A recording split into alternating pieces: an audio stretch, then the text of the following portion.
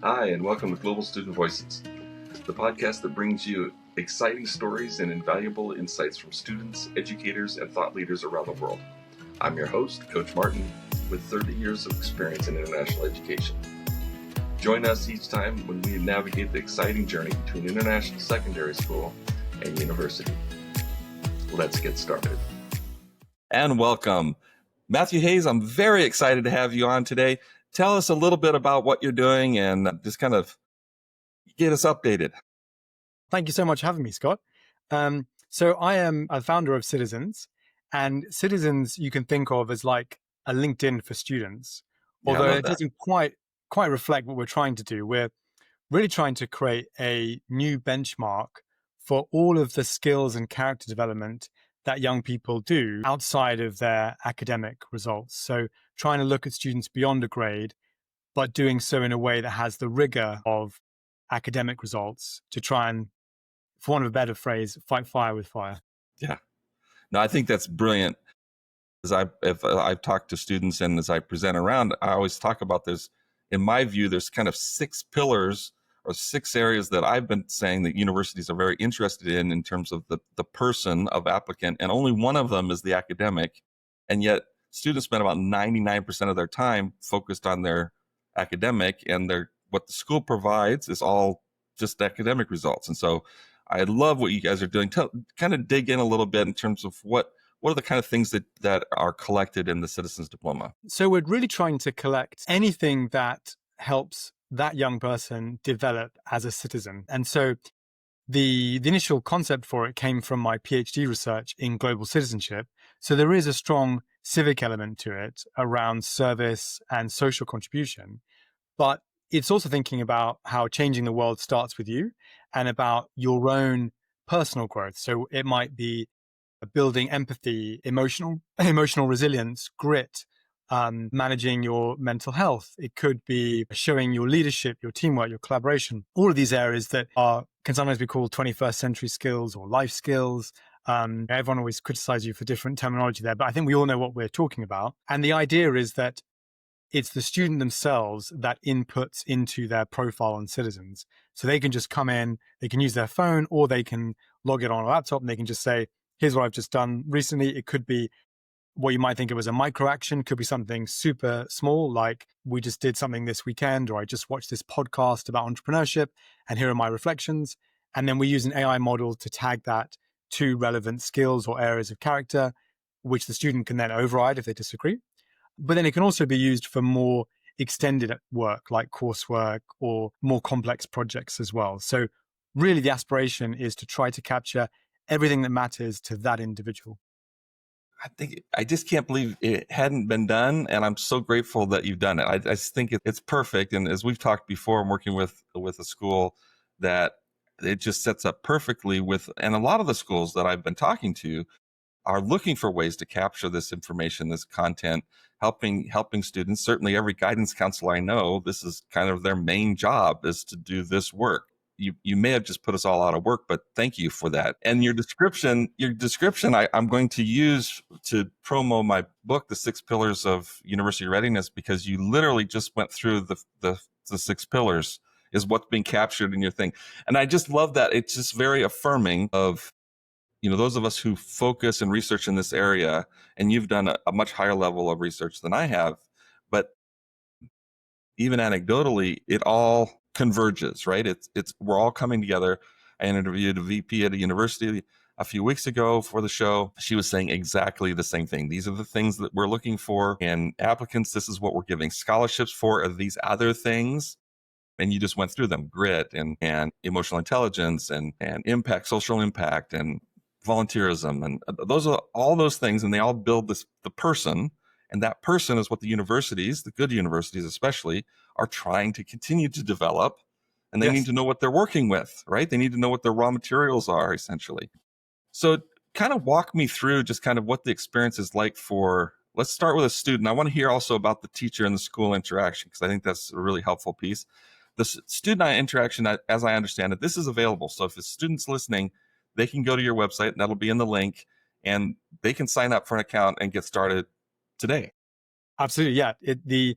The commercial model for it, or the sustainability model, if you like, is that it'll always be free for individual students. And that helps them carry their profiles with them, hopefully use them up until their mid-20s, when I appreciate probably it becomes less, becomes more about the brands you've been associated with and particular work.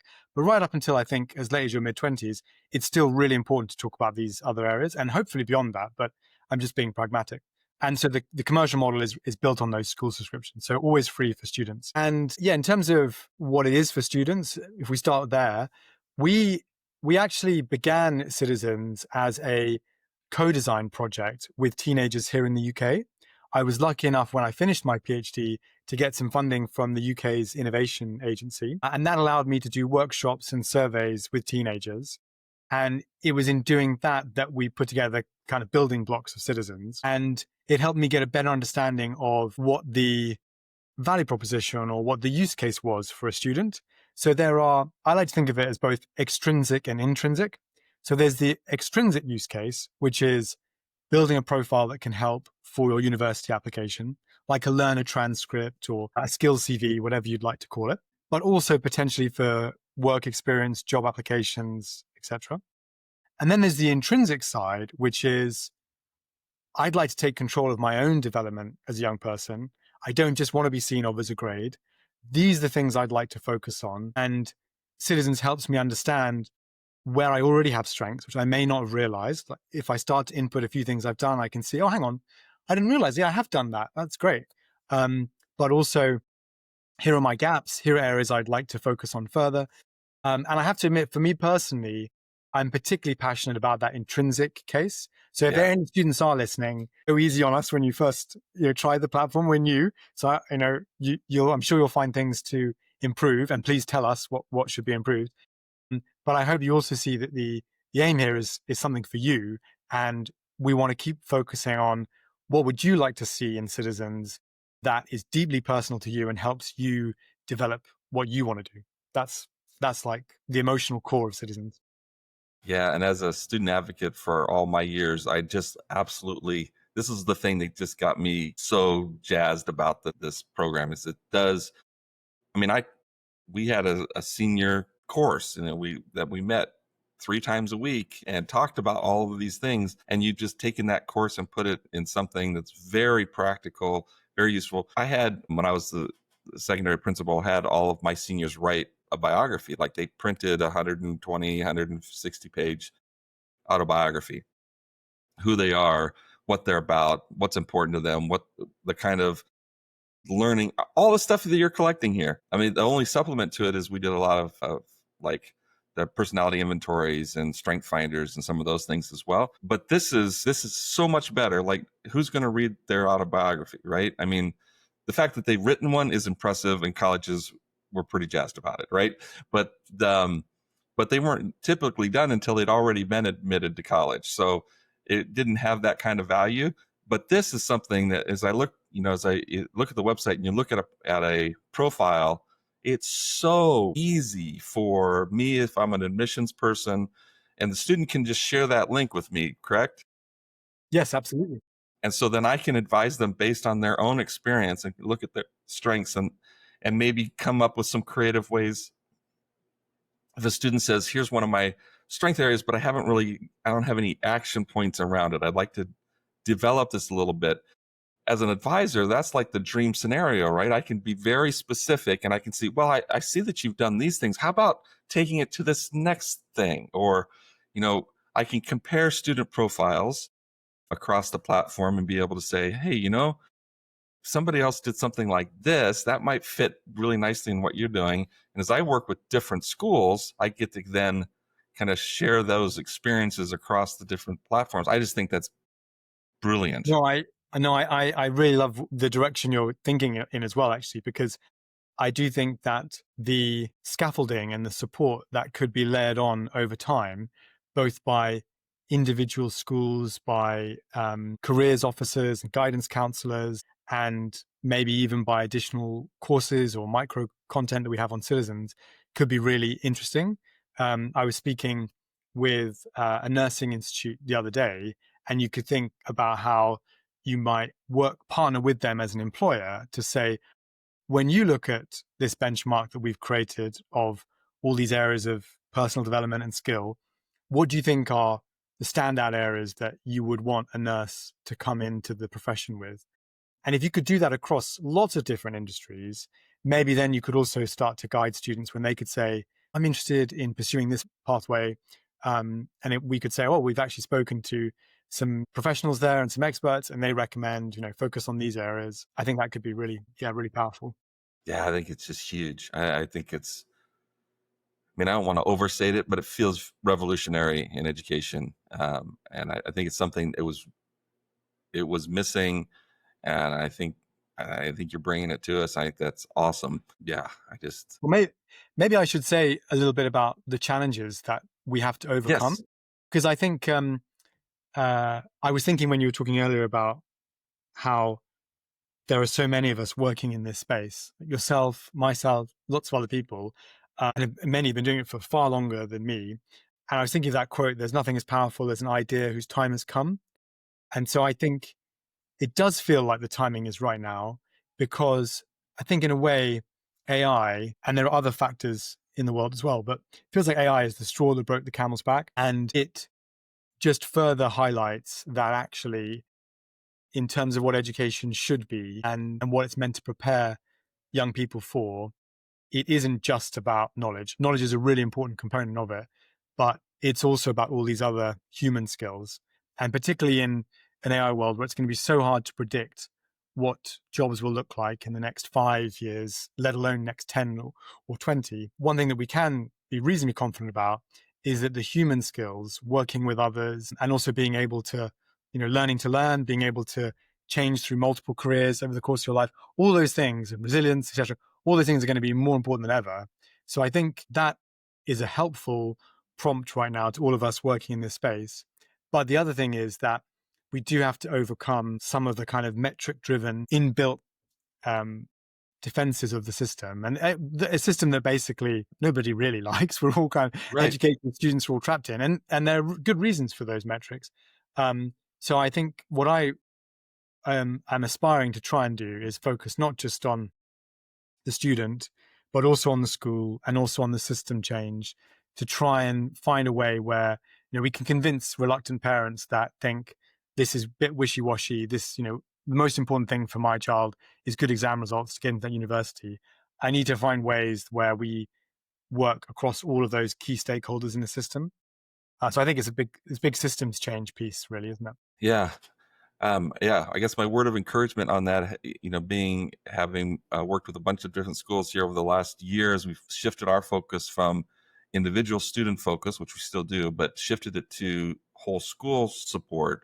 Is that the schools that I've met with are actually really hungry for this. They see AI as killing the bad school practices, right? The way we were doing school that we all kind of knew was not the right thing to be doing, but we didn't know how to undo it. AI has just literally killed it. I mean, we can't keep the kids from breaking how AI helps them do that. But this stuff, I mean, AI probably helps us in our reflections, but it doesn't do the reflection for us. And I think that's where, and it doesn't have the experience for us. And like you said, the jobs are going to change, and they're going to change very quickly. They are already changing very quickly. As I work with university students, it's changing while they're in their program. Yeah. Like they're having course changes that have to change because the course they were scheduled to take, in a year or two is now irrelevant. And now they're replacing that course in their degree program. We've never seen higher education change this fast. It used to take years and years of committees before they would even consider a change in a program. And now they have to change quickly. And I think secondary schools are going to be forced, if they haven't been already. I mean, we're seeing universities dropping some of the metrics. We're seeing universities saying, we don't care about your standardized tests anymore. We're not collecting that data anymore. Well, if they're not collecting that anymore, how does a student distinguish themselves? And we've been saying you should have been doing this already. You're saying we've got a way for you to do it now. So I think that's fantastic.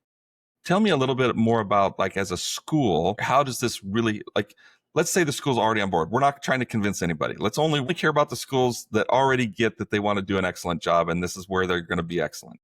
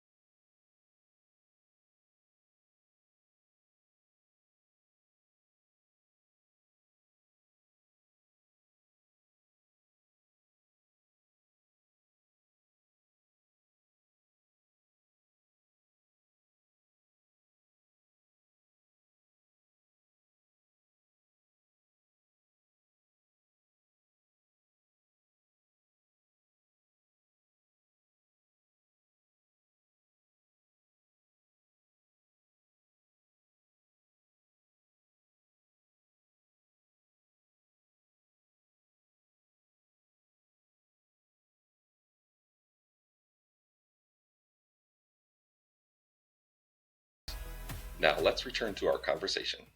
So for those schools who have been struggling, trying to find ways to help their students distinguish themselves and grow in all these areas that AI can't do for them, how does adopting this program as a school, where's the benefit for the school, I guess? Yeah, that is a really good question. It goes back to the systems change and recognizing the world in which we operate. So I use a word recognition in that context. Just as we want to give students more recognition for the things they're doing outside of a grade, so I want to give the schools recognition too, and the teachers. And so the strongest visualization for this, illustration I have of this right now is a visualization, which is that every student's profile, at the center of it is this wheel. And the idea of the wheel is to show that young person's skills and achievement against this framework that I've based on my PhD research. And by the way, we also do a wheel for the UN SDGs as well. But we built those wheels so they can be customized. And so a lot of the schools that we have right now as our early adopters are actually creating their own wheels based on their school's graduate profile, their school's mission and values. It's branded with the school's logo. It says, leaders of tomorrow at International College, whatever it might be. And the makeup of it is what matters to their school. And interesting, there's a great little parallel there to global citizenship itself, where we always talk about think global, act locally, that kind of idea of nested identities. And the same seems to be working with citizens, which is it's really important that the school gets to be proud of their values, of their framework. And so that's one way we're giving the school recognition. We are pooling everything that their students are doing, that they're doing across the school.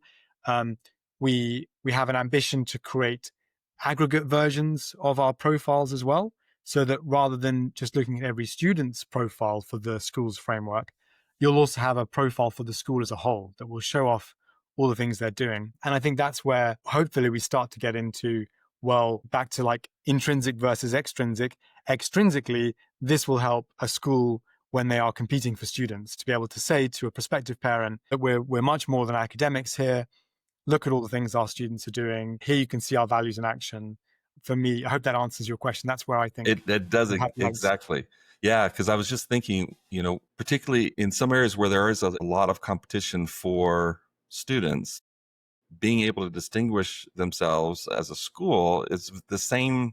It's the same thing as we're trying to get their students to be able to do to distinguish themselves for higher education or for a job or whatever. And that's the other brilliant part of this is whatever your career course, this collection, this story helps you sell yourself. I mean, essentially you're marketing yourself to get a job.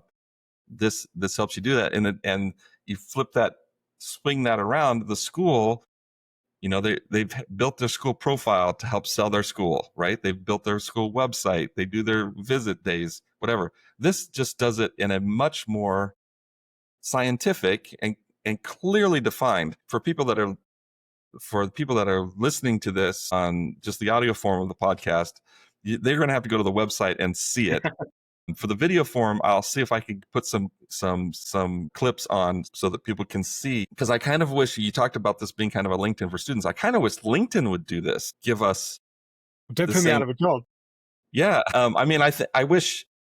I guess when you were saying that we might graduate out of it in our mid-20s or whatever once we get into our careers, I don't know. I kind of think when people are shifting careers, even at my age, I have classmates from high school that are shifting careers now, and they're trying to distinguish themselves among a million of other applicants, and the AI is trying to sort out who are the right candidates.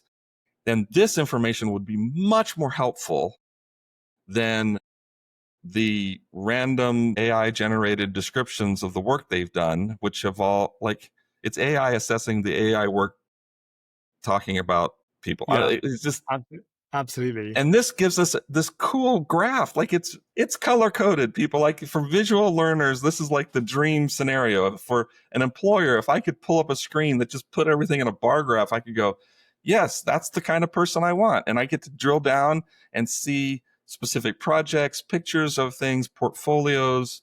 Somebody says I designed a website. I can click and see the website, right? I mean, I love. There do seem to be like really encouraging validations of that kind of approach. You can see a few niche versions of LinkedIn in the professional sector. So there's a LinkedIn for graphic designers. There's these websites like Dribble and Behance and stuff. And so and architects and others. So I think there is a shift towards a portfolio approach. And the other thing is that I always joke with LinkedIn that the challenge there, and this is why I always think of that cynical parent in my head, or skeptical parent in my head is a better phrase, skeptical. But on LinkedIn, you can go in and you can say you're a Jedi Knight. You can add in any skill you like. There's no taxonomy and there's no validation of it. There's no need to show what you've done. What I hope we're doing with citizens is, first of all, creating a taxonomy. So it's a shared language. So we don't have, lots of different instances of kind of closely aligned skills. There's a very clear framework which makes it easier to compare one student to another, and those students to compare themselves. But also there is that portfolio behind it as well. So when that skeptical parent that I always think of, I need to convince, I can say to them, this has real rigor behind it. We are mapping what your child is doing to a research-based framework of skills and areas of character that have been proven to give your child a better shot at success when they leave school in grown-up life, in inverted commas. And there are so many amazing books about that. Right now, I'm very belatedly getting to read Grit, Yes. which I'm sure which everyone has probably read way before me, but I'd read snippets before. I'm reading it properly now. And it's wonderful there because she has amazing case studies of how not just grit, but also things like optimism, character, resilience. These have profound impacts on any walk of life you go into. So I think these are not just important things for us to have for our own development as people. They will also have real world benefits in your career as well. Yeah, that's exactly right. Well, I want to talk more about it, but I feel like people need to see it so that they can have an understanding of what they're looking at. What would maybe be, if somebody's like, you've captured somebody's attention, they're like, okay, I think I understand what he's saying. It does make sense. It does for an educator. It does align with what we know is best practice, but is very difficult to do. These skills and development, like, the challenge for each school then is, how do they help students create space for these to have these opportunities, right? I mean, that will become a challenge. But is there, like, what would you like in the perfect scenario? What would you like to see schools doing with this? Well, maybe before answering that, maybe I should talk a little bit about where I've had success so far. Yeah, that'd be great. And the different types of use case, because I'm still learning as I go. I mean, I totally get that challenge around the implementation aspect of it and finding the time. And so it's no surprise that of my early adopter schools, the large majority of them are international baccalaureate schools, which already have to document coursework in some way. There's CAS, of course, but there are also other parts of the IB across the different stages where that is encouraged.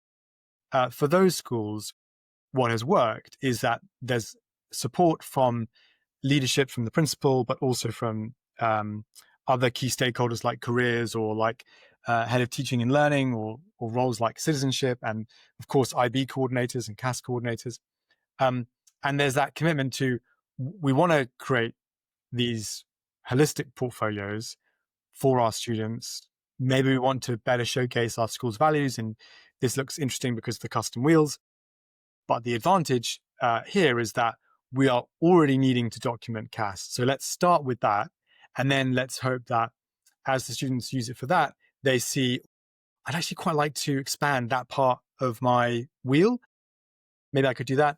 And as other teachers see it being used, you might then have someone that's leading an extracurricular initiative say, oh, actually, guys, we could add what you've done to your citizens portfolio as well. So there's that type of use case. I think does work well, finding an existing practice to tap into. Others I've seen, I'm working with a prep school here in the UK on a youth award for primary school students. Mm. And there we have co-created a curriculum that is effectively a age-moderated version of my main citizens framework. And in that case, they already had a program in the prep school. The prep school is called Wellington College Prep, and the program was the Golden Eagle program. So they already had a program around extracurriculars. And so they've connected it in with that, and they've got class time that they already had for that, where the teachers are there to guide the students, which helps particularly for younger students. Another use case I have, going back up the ladder again to upper secondary, is I'm working with a vocational program called Design Engineer Construct that is sponsored by employers in the architecture and constructors, where their curriculum is tracked through Citizens. So Citizens becomes the portfolio platform to track that curriculum. So the curriculum already needs to be tracked, but at the end of it, they also get this skills CV, which they can then use with those employers. And then in a couple other cases, we're doing more, I suppose, more niche areas around summer camps or summer projects as well that are using Citizens. So there's quite a spread so far. So I would say I'd love to first of all chat to that school and say, what existing practice do you have that we could tap into to convince broader stakeholders this is worth their time? I would also say having the custom wheel for the school's values seems to be a secret power, because it then helps the principal see, okay, this is something that I can help me sell the school. This is really important. And the other thing I have done is I've sometimes taken existing portfolio material for one or two students that maybe they've got stored in LMS, or maybe they've done it manually somewhere else on Padlet or whatever. And I've taken it and used that to create a citizens profile so I can show the school, this is what you can achieve with your students. So I think those are my recipes for success so far. Yeah, that's great. Do you have, I came into secondary education out of higher ed. Do you have universities that are adopting citizens as well? I don't yet. I haven't targeted any yet. Yeah. I'm trying to build citizens really sustainably, to make sure that the mission is always at the forefront. And so, I'm thinking carefully about when I need to raise money, etc., to make sure that I can keep the mission at the center. And with B Corp listed, for example, that element is really important to me. So focus has been really important, and hence focusing on IB, etc. But I did my PhD at UCL, and UCL did very kindly help me, some students there, do some workshops around citizens, thinking back to what they would have wanted when they were just about to join UCL, in their later years of school. But it did make me see, there's real potential here at university level too. So yeah, I just need to work out. Well, my encouragement is to stay focused. But if you're a university listening, my encouragement to you would be, the university, you might need to talk to Matthew, because universities need to distinguish themselves as well. And if they could produce their value wheel, one, it would help them clearly identify students, whether they're on the citizens diploma or not. But even in the application process, I could simply say, create a citizen profile, because I want to see how you measure up. Yes, exactly. I would love to get into that framework. Yeah. So I think, and you've already established it. So like, students can just go create a profile. If I'm an admissions counselor, that seems like a more valuable application process than essays that are probably written with AI, grades that really don't tell me very much about predictability of success, and nothing. If they created their own, if a university created their own wheel, they could get very specific, or at least be able to interpret their data specifically for themselves. So Yeah, I if you're a mean, we've actually, university, let's talk about it. yeah, I would love that. And you're thinking exactly on the lines I would be as well, which is either they create their own wheel, or I've even been thinking that we can create wheels on the fly based on the actions that a student already has in their profile. So you could say, the university could say, this is the wheel, these are the skills that I need.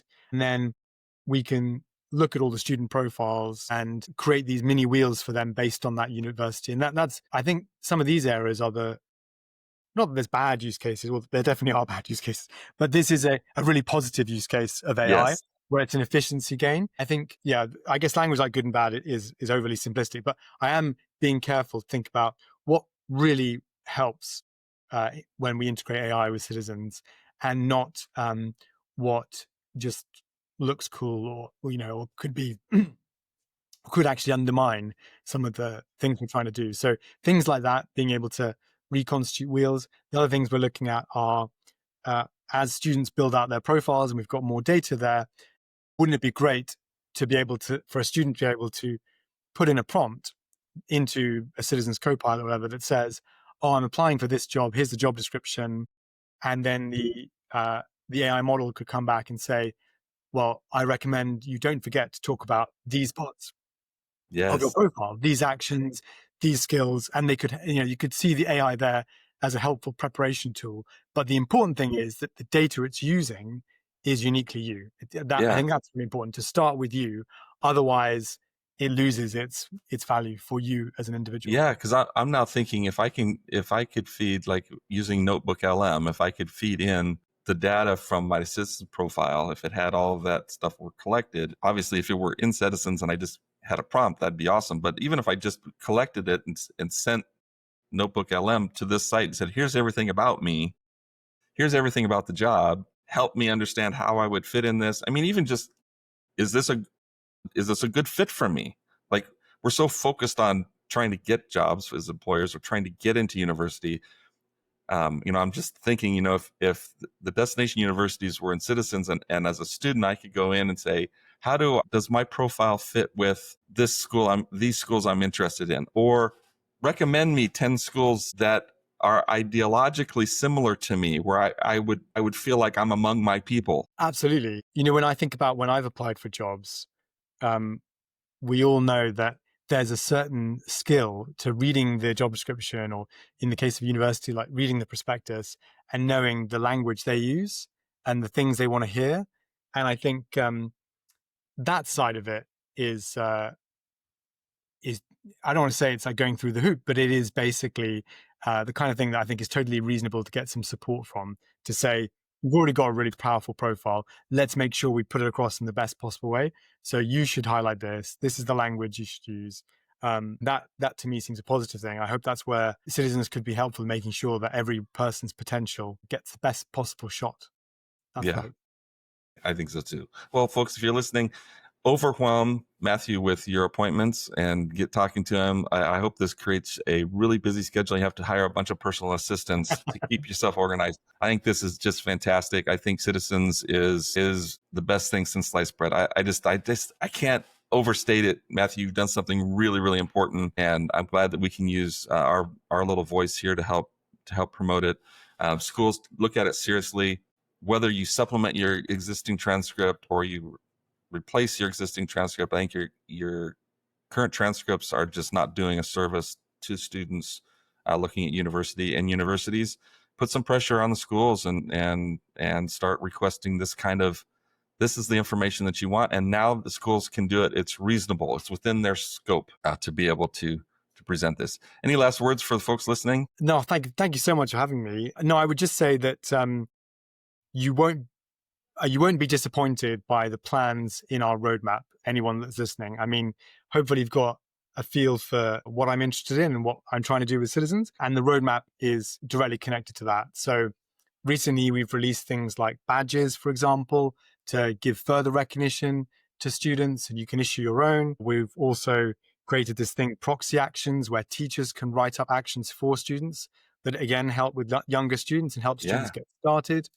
We're going to be working on something that we call the civic action graph, which is where we want to connect up all the actions in the platform, and with appropriate safeguarding and privacy and anonymization constraints in place, we will be able to give students, teachers, and schools the ability to filter through a global map of connected actions. They can say, look, here's all the actions around this particular skill or this societal area, or here's inspiration on things you could do for CAS, or here's inspiration on things you could do to build a skill. So that's a kind of pillar of the community aspect of Citizens. And then also, the other final thing I'll say is that, Scott, you very kindly mentioned it, but we have aspirations as well to build a diploma, to build a youth award that would provide a further formal aspect to your Citizens profile, and would have some micro courses that students could take. And we have some very exciting plans there that we'd like to pilot as well. So yeah, hopefully you wouldn't be disappointed, and love to hear from you. Yeah, that's fantastic. Well, Matthew, again, thank you for being on the podcast. Thank you for the work you're doing. I love, as an educator, I love that you come at this with well-researched. This is not a money grab app. This is a do the right thing for all of us, and building citizenship among our young people is really what public education was all about to begin with. And then we added the core curriculum, and then we only reported on the core curriculum, and we gave up on the good things. So thanks for bringing us back to our roots as educators. I appreciate it. And thank you. Yeah, check it out. All the links will be in the description. You'll be able to get up on Citizens and then hit Matthew up and get him working for your school as you distinguish yourselves. Please do. Thanks for tuning into Global Student Voices. We're committed to bringing you the best advice and to share stories from global students and educators. We need your help. Make sure you subscribe, share, rate, and review our podcast. Follow us on social media for more updates, and we'll see you next time. Until then, stay curious and keep exploring.